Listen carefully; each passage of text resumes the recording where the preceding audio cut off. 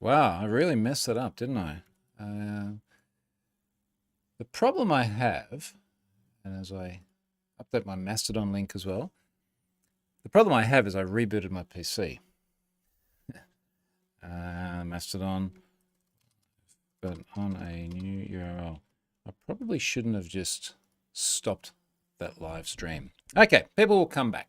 I will kill some time. Oh, here we go. Mike's copied and pasted his message. Thank you, mate. Sorry about that. Sound check's okay. In case you missed my little intro just then, I rebooted my PC. That's where everything went wrong. Now, I didn't deliberately do it. It was a Windows update. I knew it was coming. It gave me little warnings. I went away yesterday, came back this morning, and it was restarted. It looked okay. I didn't test it. Well, we did, but we just tested it in production. And we were reminded this is why we don't test in production. As I was saying when nobody heard, it is a bit later today. We went away. We had a night away last night. We finally took final delivery of the McLaren yesterday. So that was like a little present. Go away, have a night away.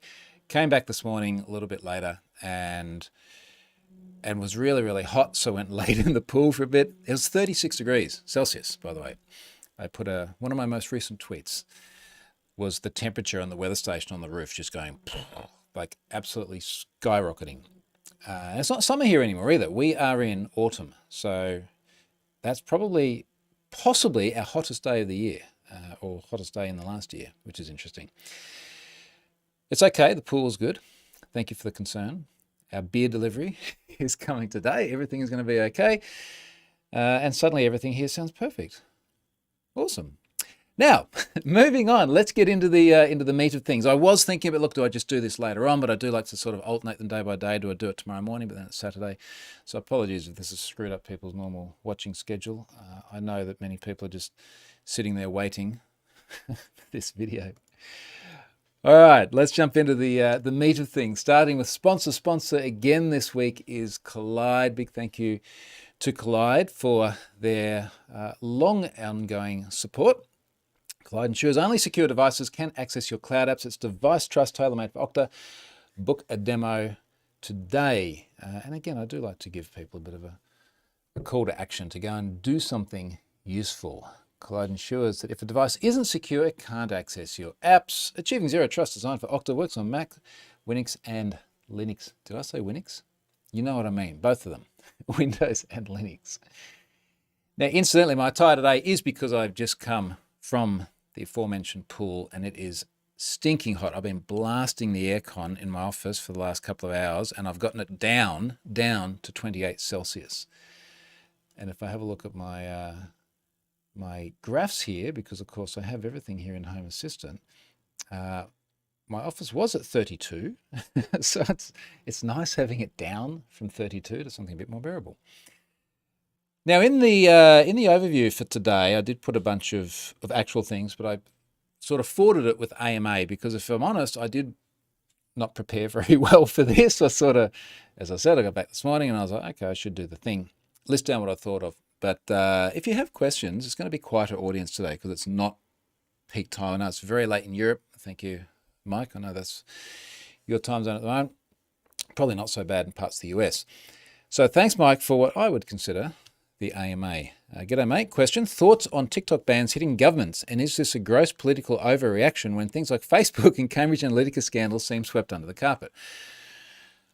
What I always think is fascinating about any bans that appear to be related to the country of origin of a service is it's almost like the assertion that we have to be worried about the other countries, but the countries that we're in are fine. And I think this is where you're kind of going a little bit with Cambridge Analytica and Facebook and everything.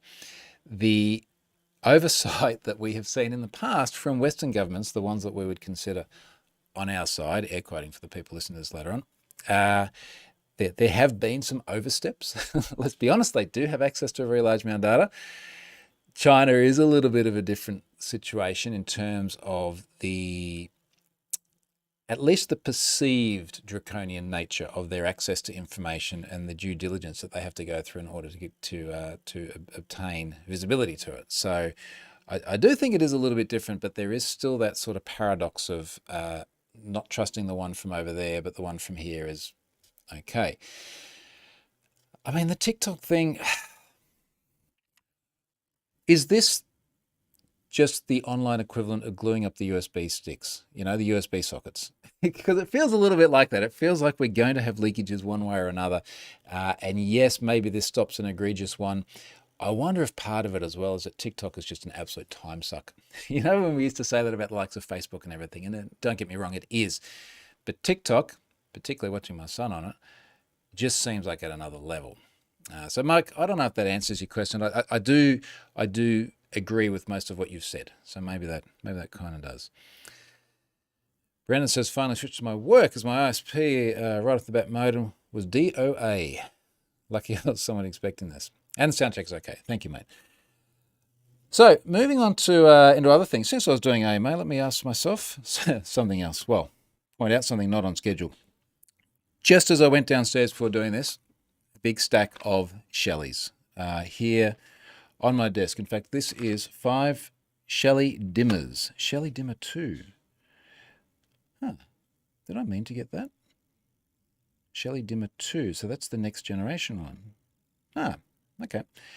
So anyway, so these are going, I'll figure it out. I've actually bought several different sets of Shelleys. I've got a whole bunch of what I thought was getting Shelly 2s, which are the ones that could just have 2 relays on them, a bunch of Shelly 1s with the ones with 1 relay, and a bunch of Shelly dimmers. And somehow I think I might have ended up with a combination of dimmers and dimmer 2. Anyway, they're all going to get used because a bunch of the work we're doing in the house at the moment is going to require new circuits to be switched. I'm up to about 70 Shelleys in the house at the moment, which does feel like a lot. They're mostly okay, but I would say I have a rate of attrition at the moment of several Shelleys a year, cactus. They'll be fine, and then cactus.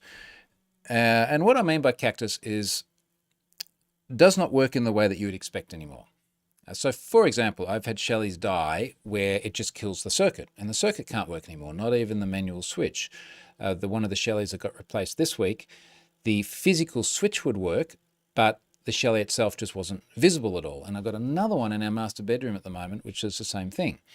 And at least in theory, in order to change them, you've got to get an electrician back out, which is frustrating. So I do feel like the Shelleys could be more resilient than what they are. I think we do have some Shelly reliability issues out there, guys, if you are listening. Shane's here. Well, howdy. Brennan says, some of my videos my little brother makes me watch them on TikTok, and the ones I've overheard have been more annoying than anything. You know what I think it is? It is just the endless scrolling of them. And I see what it's like when Ari starts watching TikTok, and it's like this thing, and then there's the next thing, and then there's the next thing. And it is like infinite video scroll. So I can see how that's attractive for killing time, but holy shit, it kills time. Also on the Shelly and the Houseworks, I just tweeted a photo of the garage, which is now starting to look like a room at last, which is good. But the background noise probably won't come up because this mic's going to do a really good job of just keeping focused on what's here. But there are sanders and saws and endless noise going on there at the moment as the sheeting has gone up yesterday. So everything got pulled off all the walls, all the ceiling, a whole bunch of cabling run, a whole bunch of Cat6 for more cameras and things as well, especially after my break-in the other day. So the sheeting's now gone back up. They're now, I don't know what the word is. They're putting like a putty between the sheets, and then they've got to be sanding it and stuff next week. It's got a way to go, but at least it's approaching livability again.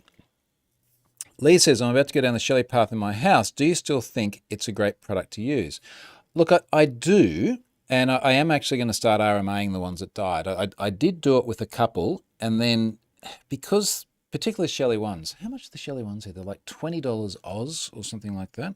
I buy them from a company called Oz Smart Things. Where are we? Oz Smart Things. Find those Shelleys. I've literally got a big Shelly Wi-Fi section here. So the Shelly ones are actually like $16.49. So you're sort of looking at a unit like this and going, this is $16.49. Probably cost me $60 to get installed because it's got to be the Sparky that does it. But is it worth packaging something up and sending it back for the sake of $16.49? You know, maybe not as much. Now, looking at why I had Shelly Dimmer 2s. If I go to Shelly Dimmer 2, it is Shelly Dimmer 2, embed web server. No, this is what I've got already. It is literally just a Shelly Dimmer. Yes. Okay, cool. I got the right thing. I know I'd use them anyway. So a longer answer to your question, Lee, is they're great in that they're pretty easy to get up and going. I did have a little bit of trouble actually joining one to the network the other day, and John from Ghost, John O'Nolan from Ghost, said set a static IP on it, access it, update all the firmware, remove the static IP. I use a reserved IP for every Shelly so that they're all within a predictable IP range, and then it came good. But for the most part, they get online, they're pretty reliable. I'm using MQTT, which is more reliable than accessing them via Wi-Fi because at least you have a message queue technology. They are very good when they're working. The only sort of constant fault I can find is that some lights with the dimmer will flicker a bit. Now, only some with the dimmer. And I think there is something in there which neither myself or the electrician understand, which is a combination of that dimmer and that light. But it is annoying to see the flickering.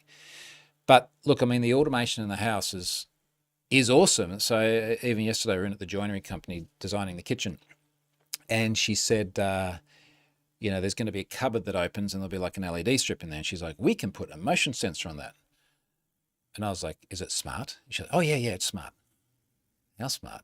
Well, it'll come on when you open the doors. Will it adjust the brightness based on how bright it is in the room? No, it's not that smart. I was like, okay, tell you what I want. I want a Shelly Dimmer 2, just like put the light in there, make sure it's a dimmable light, make sure it's a warm color, put a switch on it, and then the Sparky's going to drop one of these in. And then I will use something like, you can't see it from here, but I've got one of the little Akera motion sensors up there. It senses both motion and light. I will have that behind the wall in the cupboard, and then I will use code to figure out how bright it should be and when it should go on and when it should go off. So it's great for that sort of stuff. Another good example is we're getting an awning out this side because when the sun comes up in the morning, we get to about 7 o'clock on a day like this and it's just too hot to sit outside. So we're getting an awning, that'll come down, it'll block the sun and it'll keep the rain off when it's wet. And a lot of awnings these days come with wind sensors so that if it gets too windy, it will pull the awning back up so it doesn't get blown off the building, which makes sense. But is it smart? And then where does it go? And I was having this discussion with the builders and I'm like, well, where are we going to put it so that it's not on the leeward side? Because let's say the wind's blowing from the north and you put it on the south side of where the awning is, it's not going to sense the wind and it's not going to work at all. I've got a weather station up on the top of the roof, which has got clear everything, clear view, clear line of sight to wind. What if I use that as a trigger to move the awning? But then I need to be able to know the position of the awning and trigger it. It's good in theory. It's good in theory. I think I'll be doing that with the Shelly as well, Lee. So in summary, yes, I like the Shellys. They are not perfect, but they are close to it, and they're cheap enough and they're low impact enough. They're not changing the design of your light switcher in it. This is the reason I like them. I put normal light switches on there, put them behind that. If they come out with something better or someone else comes out with something better and I've just paid like $16 each for them or something and I want to start upgrading them, it's not a big ask. Shane says TikTok also does some evil shenanigans. What, unlike Facebook? Evil shenanigans by intercepting the back button, not exiting unless you back twice quickly. Can't you just close the app? That sounds like one of the dark patterns, like a UX dark pattern. The idea being they refresh the feed and try to get you with just one more video hook. Yeah, again, I think we're dark patterns there. Aaron Powell, who is responsible for the door lock that I'm not happy with at the moment. I'm going to talk about that. Not the one you have, but another one from Yale. Aaron says, I'm thinking of pulling out most of my ones and replacing with 1 PM as I find the PM useful. Now, of course, the PM is power monitoring, which yes, actually would be useful. What's the difference in cost there? So a Shelly 1 is $16.49. Now, to put this back in American dollars, for those of you listening, we add about half at the moment. So it's probably about $11 or something like that. A Shelly 1 PM is $25. So it is quite the markup. You're about another $9 there. And then if you have 70 of them, we don't have 70 of those, but yeah, we have a lot. Yep, but okay, fair point. Stefan, I switched to Lutron RA2 system a while back and are happy so far. Work absolutely reliably as smart and physical switches, not the cheapest though, but at my stage in life, I'd rather have reliable stuff. I think we should all want reliable stuff, regardless of our stage in life. From memory, and tell me if I'm wrong, Stefan, but the Lutron is a physical IoT switch, which of course is a different model. It's like it's the two-in-one. It's the switch itself and the relay that's behind it and the Wi-Fi built into it. The reason I didn't want to go that way is I didn't want to be constrained to just IoT physical switches. We have a particular style and brand that we wanted here. And the thing that worries me in a little bit of the longer term as well is what happens when there is something much better than Wi-Fi and MQTT and Zigbee, and it's 5 years from now and it kills everything. Maybe it's some implementation of Matter. And then you've got all of these entire units which you have to replace if you want the new thing. I do like the Shelly model of keep your switch, keep your lights. It's just this one little thing in between in the middle, and then you replace that. That's my view on that. Marek says, will Shelly support the new Matter protocol? Yeah, good question. Good question for them. I think this is going to be hopefully this is one of the things that eventually everyone supports, but it's a long road, I think, to get there. But look, at least they support things like MQTT, which is, to my mind at least, a much more open mechanism of communicating rather than the number of devices I see that just ship with their own thing, and it's like, here's our own thing in our own app, and it's this little walled ecosystem. Yeah, Shelly has not just MQTT, but they've got API endpoints. You know, you can literally go and hit JSON-based API endpoints and write your own code against it. It really feels like it's designed from the ground up to be interoperable. Gavin says, I concur, I have 30 Shellys and have had no issues for 2+ years. For the price, I do expect failures and have some cold swap spares in the cupboard for the theoretical electrician to change. You know, if you put all the wires back in where the electrician put them back in, it should be fine. So this was part of the reason for these, literally cold swap spares, which is why I just bought 5 of each, and I've only got a few left in the cupboard at the moment. And somewhere around is the DOA. Well, they're not the DOA ones, but the ones that are now dead. Aaron says, curious at using MQTT from the Shellys. I know Lars is the same, but I always felt it was going to be overkill if it's local network anyway and saves managing MQTT on end devices. The reason I did it is because I had a period there, and I don't know exactly why and what's changed and why it's okay now, but I simply could not access wireless Shellys from wireless devices. So my iPad couldn't access it, my laptop, I just could not hit the IP. And I went through a lot of troubleshooting with Ubiquiti, and there was a lot of discussion about, is there too much broadcast traffic on the network, because I just got a crap load of stuff. And using a message queue solved the problem, because the Shellys could also always see Home Assistant, so they could always read messages and send messages. And then the mobile devices could always see that as well, and it just solved that problem. I'm a little bit tempted to agree with you now. I wonder if I need that, because what I've ended up with is I still use the native Shelly integration, and then I've got MQTT. So I've literally got 2 channels to talk to every Shelly. And I try and set up all my automations to use MQTT. I literally suffix every entity name with MQTT or Shelly. And then if I go and have a look at my Home Assistant now, I can see that I've got all of my devices also just listed as the Shelly integration, so I can see at a glance what is actually accessible and what is not. And it feels massively redundant. But mate, I might be with you. I might get to the point where I just kill off the MQTT, because I definitely don't need both. Mike says, what top speed have you reached in the new motor so far? The speed limit. Any other questions? In all seriousness, it is so overtly obvious that car that I'm being extra cautious in the same way as I am with the GTR, because it's so loud. And it's not that I get in the AMG and then go like a maniac, but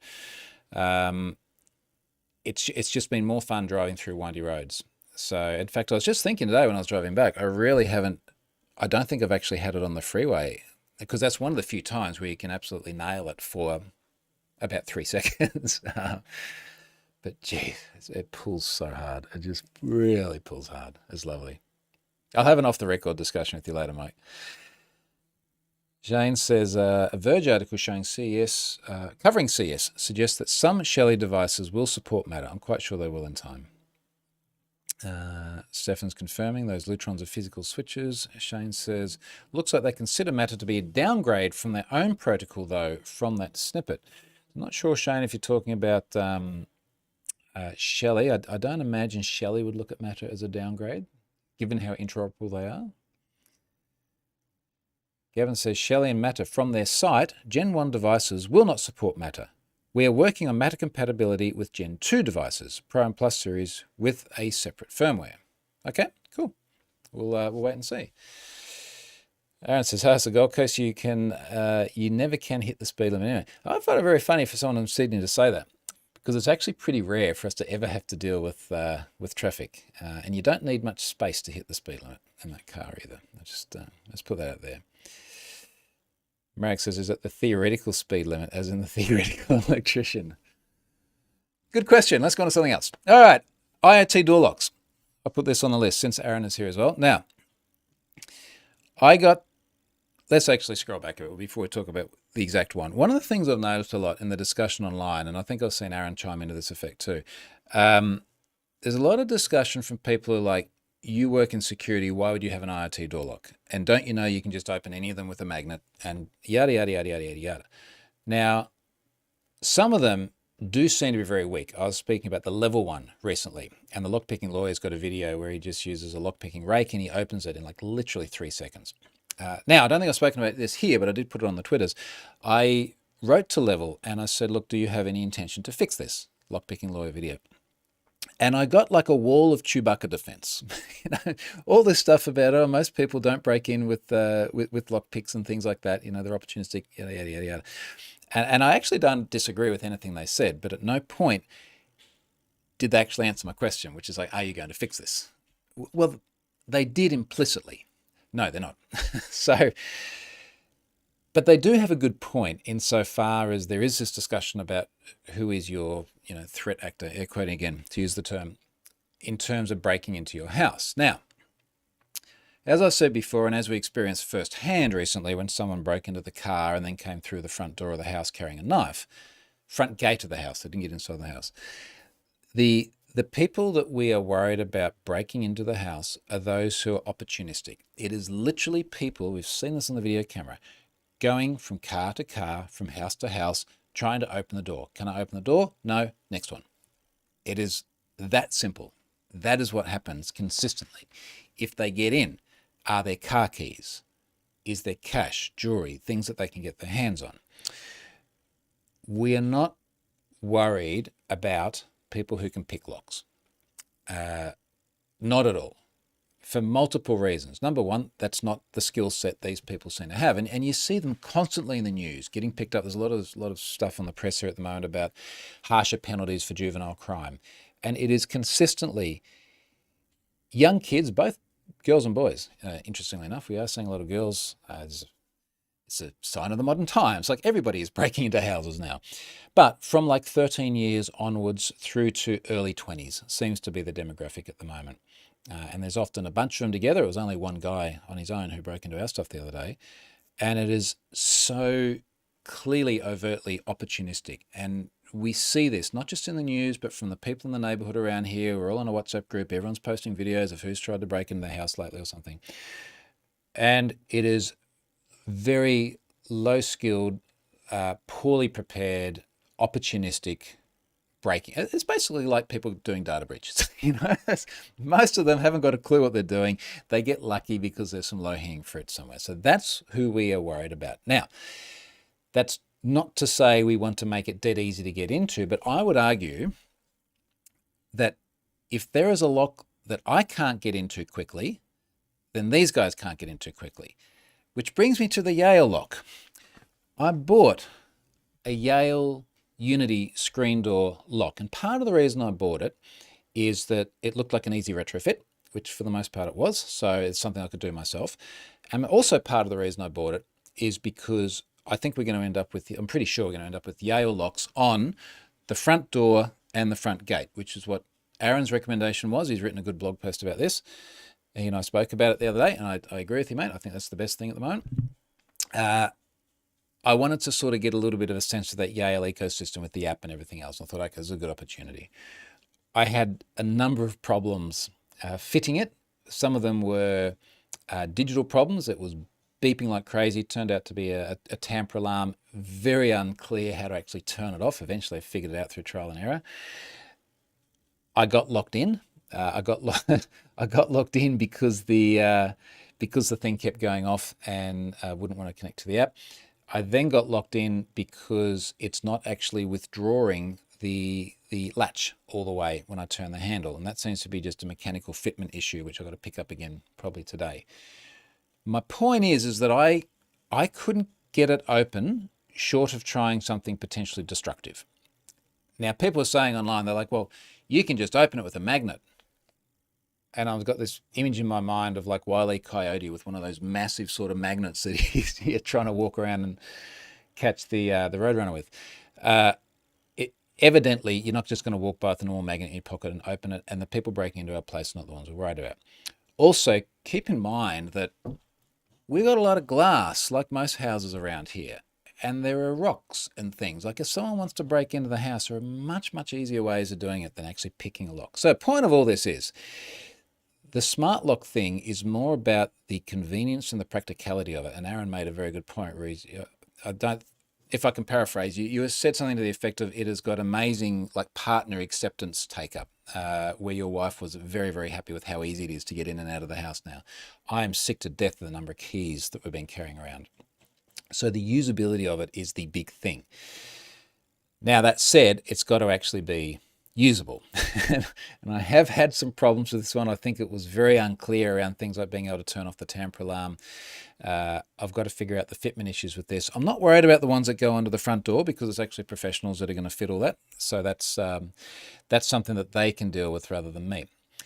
I have created a connection with Yale. Someone's messaging me about that now.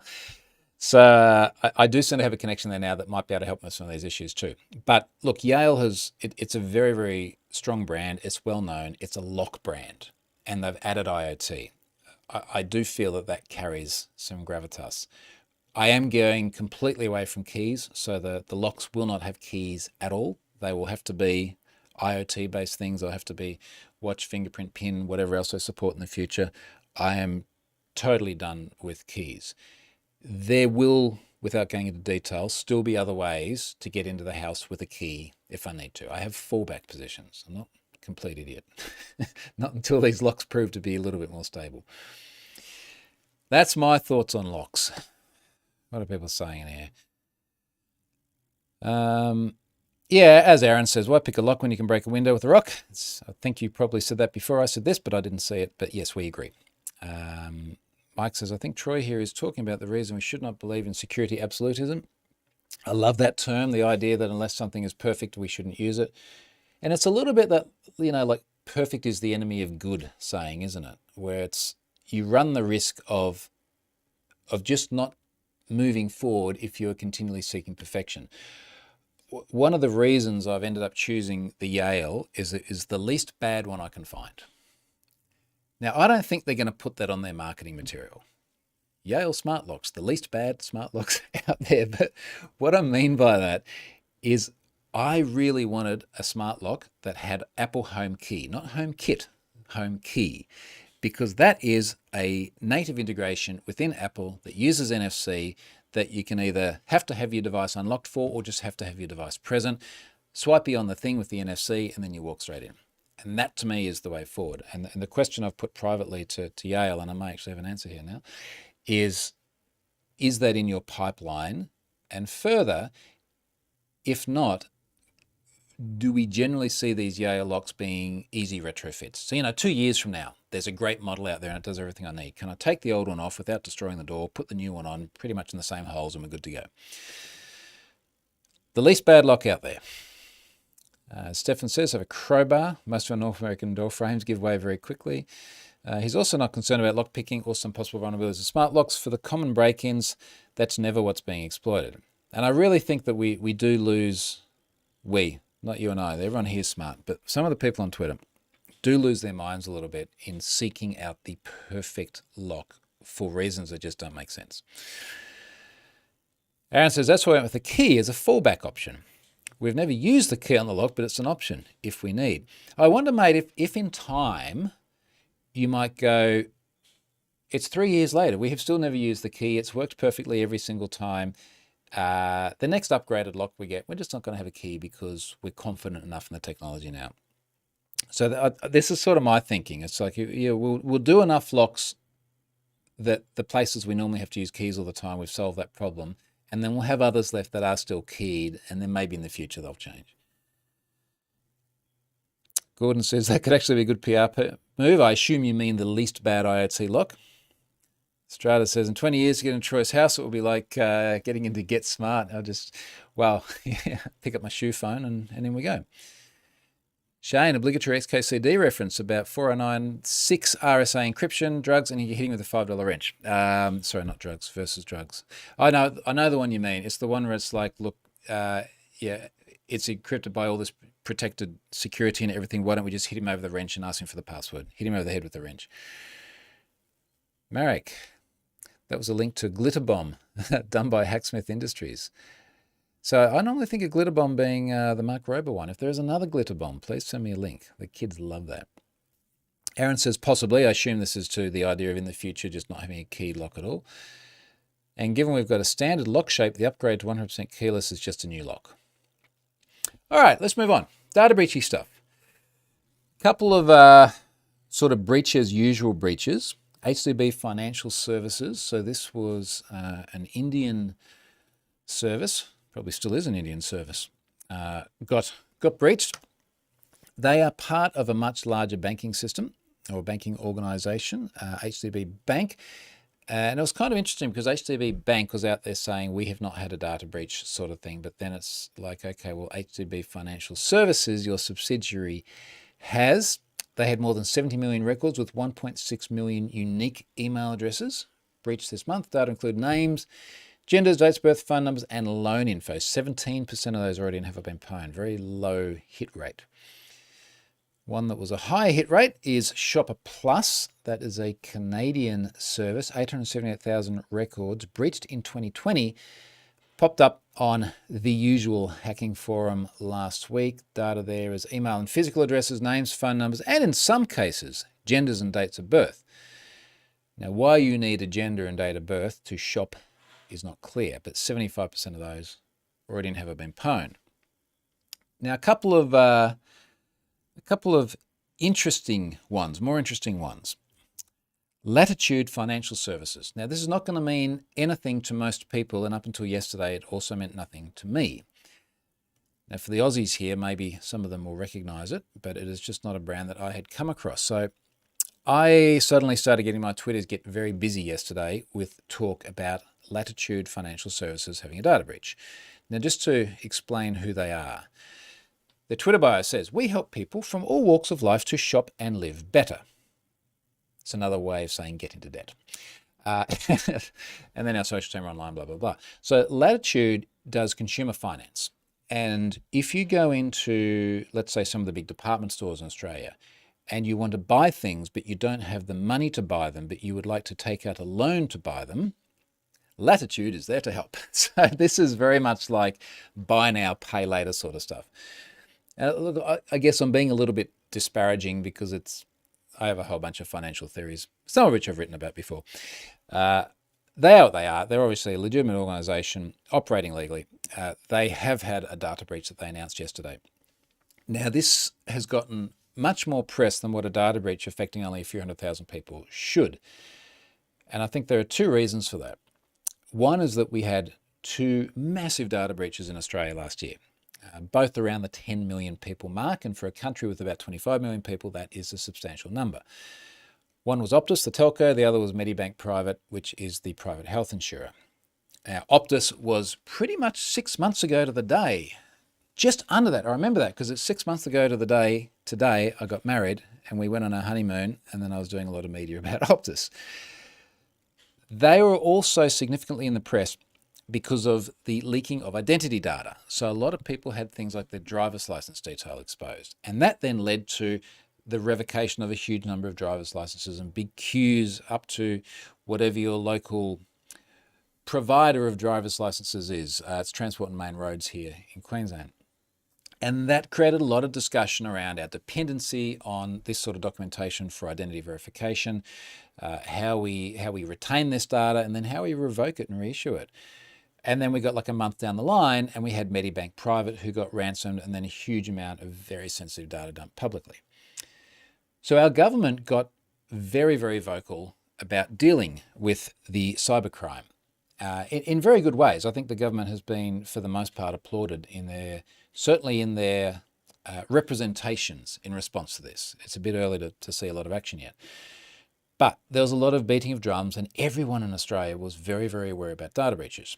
I saw a lot more interest in people wanting me to talk about data breaches and talk about security things. I talked to literally the industry body for superannuation funds a few weeks ago. Now, this is our retirement savings in Australia. I mean, financial people wanted me to come and talk about cybersecurity. That rarely happened before that. So there was a lot more interest, which is great. So the fact that we're sort of on this heightened awareness, and then we have another data breach of a financial services company, and then out of those several 100,000 people, we've got about 100,000 who've had identity documents leaked. So we're going back through the same thing again. And inevitably the questions will come up. Why did they still have these documents? Why are we so dependent on these documents? Are there better ways of doing identity verification? Now, to their credit, Latitude actually has a responsible disclosure policy. At Latitude, we understand how important it is to protect our customers, and we value the input of the security community. The responsible disclosure of security vulnerabilities helps us ensure the security and privacy of Latitude and our customers. If you believe you have found a security vulnerability with any of our services, we would like you to let us know right away via our responsible disclosure program. Now, I haven't read any more detail of this. I don't know if they have bug management, or they pay people. I do know they don't have a security.txt. I didn't have to look to know that, but someone did tell me that they don't have a security.txt. Regardless, actually it says here, a responsible disclosure program is managed by BugCrowd. Good Aussie startup right there. So kudos to them for that. It'd be interesting to know how they learned about this. I have the feeling from the description that it was not via their responsible disclosure program that they learned about it, because they've said, look, some of their support folks had their accounts taken over and then access to third-party systems, which appears to be where the data is leaked. Somehow this blew up yesterday in the space of no time. I'm speaking to journalists and there's camera crews and stuff here again, and it has become a big thing in Australia. So I haven't heard any more about it today though. Maybe it's one of those things that blows over very quickly, but I just thought it was noteworthy when you suddenly see such a flurry of activity and interest. So that was Latitude. Look at the comments here before we go on to the next one. Stefan says, we've got 4 entry doors to the house. No chance all door locks won't work at the same time. If you only do one, you might need a fallback. Yeah, no, we've got fallbacks. We're good. Aaron says, screen doors and sliding doors are the hardest ones to get smart locks for. Yes, I totally agree with that. Now, we've got a door, I'm not going to go into too much detail on this, but a door that's a cavity slider. So it's a sliding door that recesses all the way into a cavity. So all you see is the edge of the door afterwards, and normally you have like a little hook on the thin face of the door to pull it open, and then you've got to be able to lock it. Zero smart locks for that. And I went down to the point of looking at like electromagnetic locks and things like that, and eventually have settled on the good old kinetic style lock with key. This is as good as I can get, but I figure it's the sort of thing that's not going to be too hard to retrofit later. But yeah, sliding doors don't seem to be great. Now, on the one hand, I suspect in most houses like ours, you don't often use this, or you don't use the sliding door as much as, say, a door that hinges and opens as usual. That's usually your big door into your house. So maybe it doesn't matter as much anyway, because you're not using keys there anywhere near as frequently as the front door. However, I would really like the ability to go, is every single door in the house locked? Yes or no? Because we do use the sliding doors, right? We go out the back to the pool or things like that. Has it been locked? And there have certainly been occasions in the past where, like everyone else here, you have forgotten to lock a door. So I would love to have an IoT lock on there that would actually confirm that, yes, everything is locked. That would be cool. Okay. Ilias says, we are 26 mil announced yesterday. Oh, okay, Australia. So we've hit the 26 million mark. Okay, congratulations. Well, that makes the data breach ratio a little bit lower than what it was when it was 25. Lee says, with the licenses in Victoria, they didn't change the license number. They added a card ID. Did they do the same in Queensland? Now, this is one of the discussions that came up where they say, you've got your license number, but there is also a number that is for the card itself. Now, I do believe I have that on my Queensland license, but it's rare. In fact, if I look at my 1Password, it would be in there. Do we have that? Do we have if I look at my license, Queensland driver's license, Queensland, yes, I have a card number. I do have a card number. There you go. So yeah, we do have a card number, but are we still dependent? I don't know that really solves the problem. Like, are we still saying that you need to have like a photocopy or a scan of this thing that's got numbers on it? And if we see this and it looks kind of right and it has numbers, then that's identity verification. It just still feels wrong, doesn't it?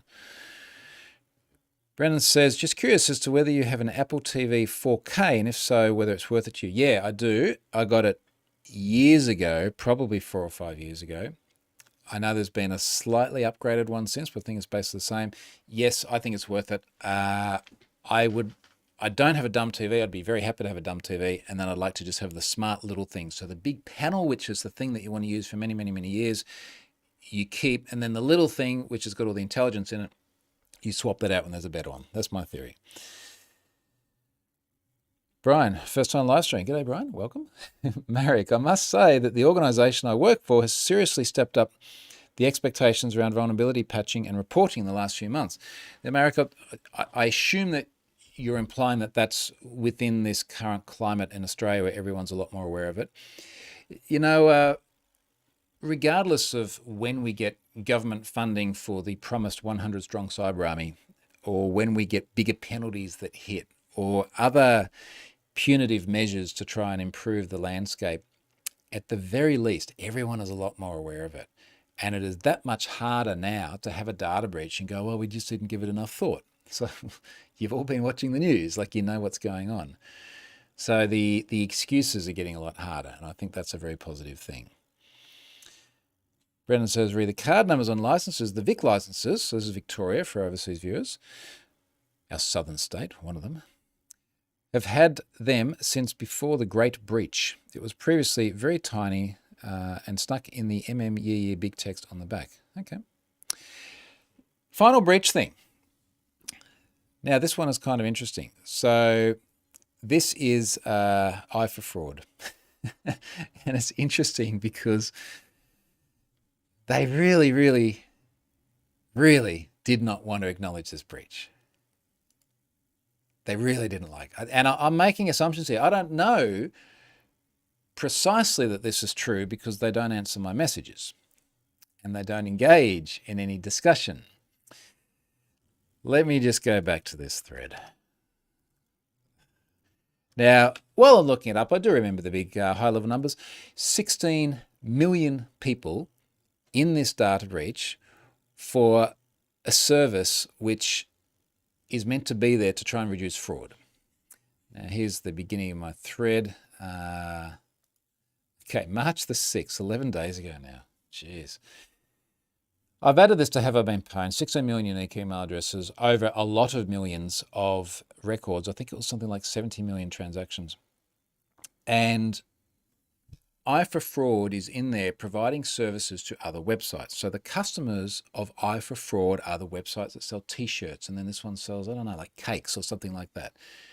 And then those websites then have their own customers. So imagine you've got like 3 parties in this. Now, you come along and you want to buy the cake or the t-shirt and you put in all your details And the cake shop then sends that to i4Fraud as part of their fraud detection process. So i4Fraud now has your data because you wanted to buy cake. It then gets leaked. They don't reply to any messages. They don't notify the cake shop. So the cake shop can't notify the individuals. But then it goes into Have I Been Pwned? And I send some six-figure number of emails to my subscribers and go, hey, you've been in a data breach. Now, unless they used sub-addressing or unless they used a wildcard on their own domain or something, they're like, where the hell did this data come from? I've bought cakes before. I've bought T-shirts before. Was it from the cake shop or the T-shirt shop or any number of different places we bought stuff from? And the frustration here is that without i4Fraud disclosing to their customers, then those customers can't disclose to their customers. And, you know, when you look at what's in here, we've got, I didn't actually say what was in here. Why don't I do that? Millions of email addresses. Have I been pwned? It's all the usual stuff like names, addresses, partial card data, last four digits of the card type. We had addresses. I think we had phone numbers as well. It's basically like all the stuff you should tell someone about if you lose it. Or you don't lose it, but someone else gets a copy of it when they're not meant to have it. So I've got this long thread here where I've gone through and I'm just adding information to this, you know, as information comes up. So there's other people talking about the data breach. I'm asking if anyone's seen a disclosure notice yet. And then one of the things that happened, which was kind of interesting, is there's a company here called Abstract Ocean. So Abstract Ocean accessorize your Tesla or Rivian with awesome accessories. So they were one of the customers of i4Fraud. And when I published a list of all of i4Fraud's website customers, commercial customers, inevitably this was one of them, and they've joined the dots and they've worked out that their data, or their customers' data, had been leaked because of using i4Fraud. So what do they say here? They have actually come out with their own disclosure statement, Abstract Ocean. We're writing to inform you about a potential data breach incident that may have impacted your personal information. It's important to note that i4Fraud have not yet confirmed the breach, but there's sufficient evidence online that we believe we should let you know. It's good, preemptive. They explain who i4Fraud is and say what happened. This tweet thread by Troy Hunt, founder of the excellent Have I Been Pwned site, shows that E4F allegedly, in italics, experienced a data breach. E4F has yet to make a public comment and has not replied to our attempts to contact them or the attempts of others. I really like this company. Like they're literally just chucking i4Fraud under the bus because they deserve to be chucked under the bus. Anyway, so we go on. So when was that? That was 14th, 3 days ago. Someone else here is replying to this thread. They said, I privately heard of one of the brands in the i4Fraud breach. I privately heard of one of the brands. They claim they weren't even notified by the company. They're just looking into it now due to the Twitter threads.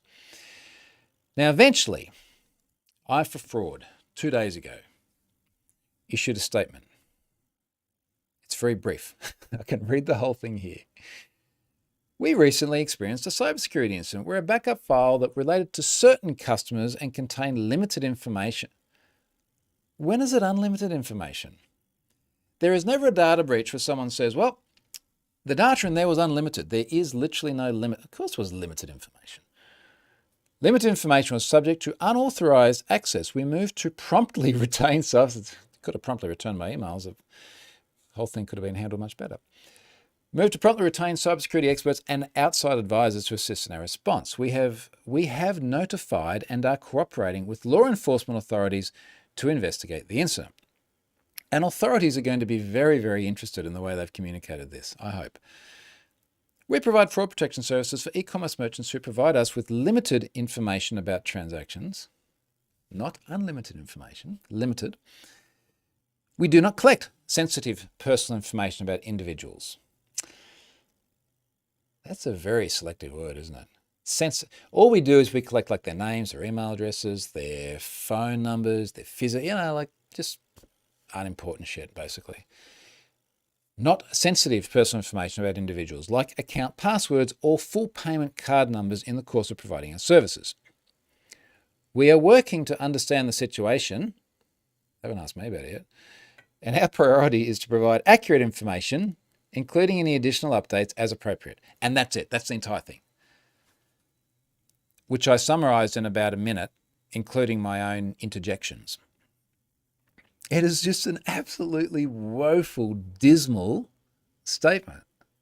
It is such a shit statement. It really, really is. There is no timeline. There is no information about the actual data classes that were exposed. There is nothing about how they're communicating to their customers, and then subsequently nothing about how those customers are communicating to everyone else. There's no resource here to get in touch with them to ask questions about that if your data was actually in the breach. It's just... Anyway, you know my feelings. What else is here? Rob says, always have my phone, rarely have my wallet, although I drive 20-year-old Subaru. Speed limit isn't theoretical for me.